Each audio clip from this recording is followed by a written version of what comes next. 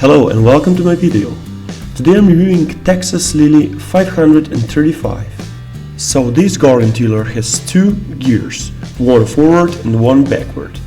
Working height is adjustable from 36 to 85 centimeters. Working depth is up to 33 centimeters. Here we set the engine choke and open the gasoline. And here we are adjusting the speed and the power of the motor. So now we can start with the tilling.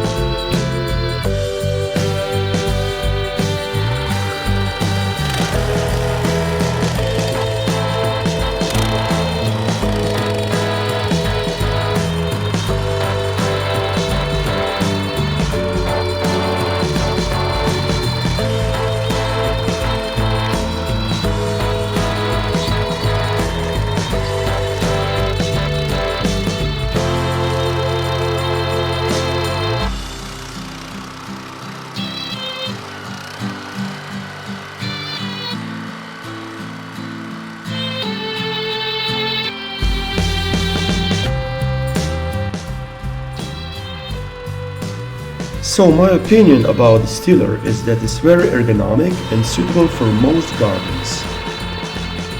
Thanks for watching the video and I will see you in the next one.